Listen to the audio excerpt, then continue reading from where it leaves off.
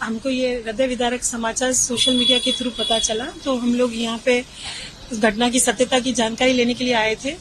लेकिन ये बहुत ही दुखद घटना है और ये जानकर हम सबको बहुत दुख हुआ कि ये अभी नहीं रहे।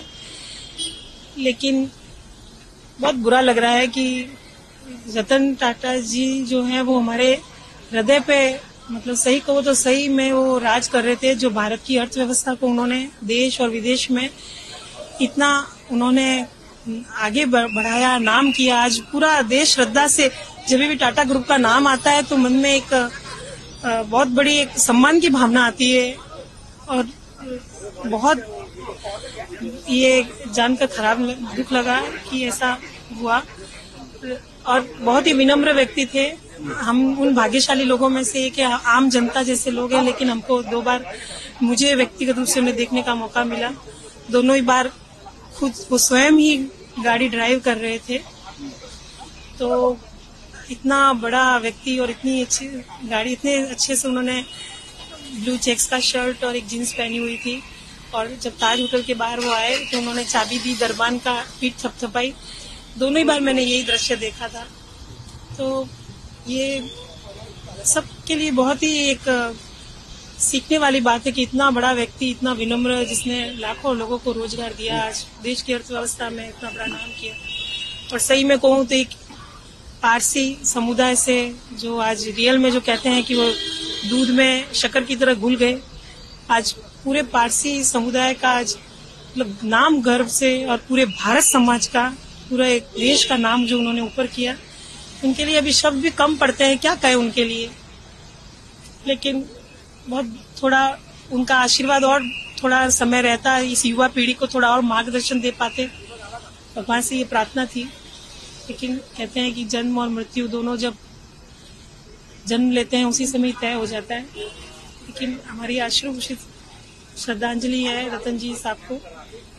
परमात्मा उनको, हम ये कहेंगे कि उनको फिर से पुनर्जन्म दें और बहुत बड़े उद्योगपति के रूप में हम उनको, एक नई जनरेशन फिर से उनको देखें। और जिस प्रकार से उन्होंने इतना इस जन्म में काम किया है, अगले जन्म में भी वो आए और बहुत इससे भी बहुत अच्छा और बड़ा काम करें। एक्चुअली हम दोनों लॉयर्स है। हम ऑफिस में ही थे और ऑफिस में हमने हमारे मोबाइल पे न्यूज देखा कि रतन टाटा इज नो मोर, ऐसे करके न्यूज देखा। तो तुरंत हम ऑफिस से निकले और सीधा इधर ब्रिज कैंडी ऑफिस में आ गए, गाड़ी निकाले और इधर आ गए। न्यूज सुनते ही हमें मालूम था, we were following the news कि रतन टाटा जी को कल ब्रिज कैंडी हॉस्पिटल में एडमिट किया था। So we were following it. पर जब न्यूज देखा ऑफिस में तो हम दोनों शॉक में थे और तुरंत हम गाड़ी निकाल के इधर हॉस्पिटल में इधर आ गए। Ratan Tata was truly a great man and he was identity of the India.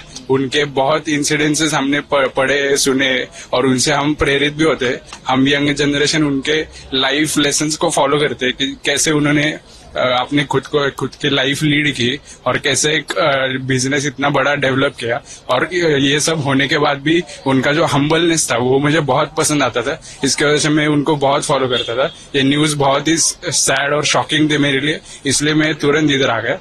वो कहते हैं ना कि बहुत जन्म के बाद कोई ऐसा युग पुरुष एक जन्म में मिलता है, तो वो रतन जी के बारे में वो बातें पूरी लगती है। और जैसे बात पता चली कि रतन जी अपने साथ अभी नहीं है, तो वहां से जो दुख शुरू हुआ, तो उनको ट्रिब्यूट देने के लिए यहाँ पे हम लोग खड़े।